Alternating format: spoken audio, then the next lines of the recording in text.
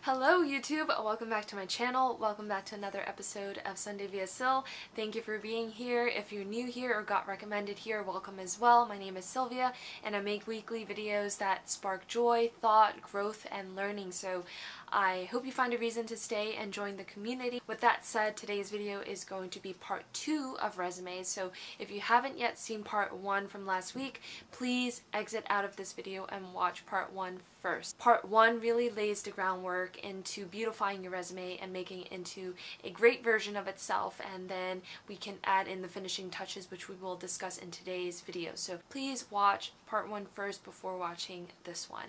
But we're just going to dive right in right now. So the first thing that we really want to be mindful of is having enough white space on the resume, right?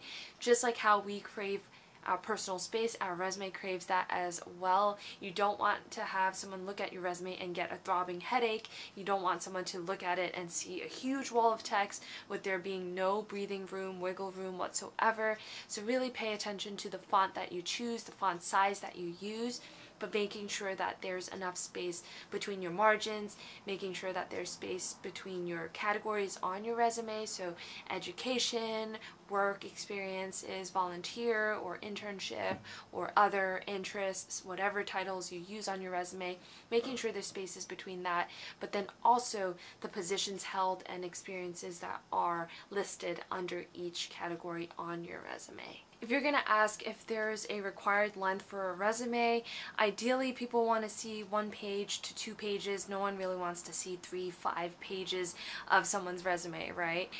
So it's another kind of point to being really concise and intentional about what you really choose to share with your prospective employer. But we all have different preferences, so if you feel the need to kind of have those relevant experiences and showcase them, go ahead. You don't have to feel like you have to use 2 pages if 1 will suffice, and vice versa. One thing to really be mindful of is your spelling and your grammar. A lot of people miss out on really wonderful opportunities because they spell something really completely wrong.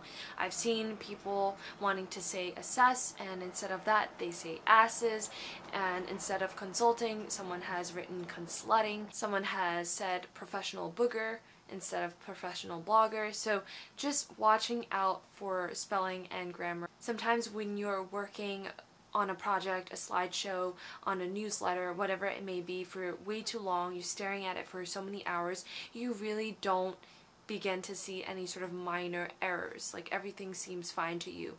But revisiting it at a later time, maybe through a different lens or a different medium. So instead of looking at it on a screen, maybe you print it out and take a look on it on paper, circle anything that needs editing. That will be better for you. And the last thing I wanted to go over is to name your resume smartly. What I mean by this is to maybe use your first name, last name, resume. Maybe first name, last name, job name, resume. First name, last name, company name, resume, anything that's really a little bit more specific so that when a recruiter is looking at your resume, they know who you are, right? There is no kind of confusion. Just one less step saves a lot more time. So just for everyone's sake, name your file smartly. That's it for today's video, everyone. I hope that you found it to be helpful. If you watched part 1, part 2, let me know if you have any comments, questions by writing them below, and I'm happy to get back to you as soon as I can. And if you have any sort of ideas for videos, things that you'd like to see, I am definitely open to that. I am all ears. And with that said, don't forget to hydrate, drink some water. You deserve it. It's super important. And yeah, I will see you at next week's video. Thank you for watching again. Peace out, guys.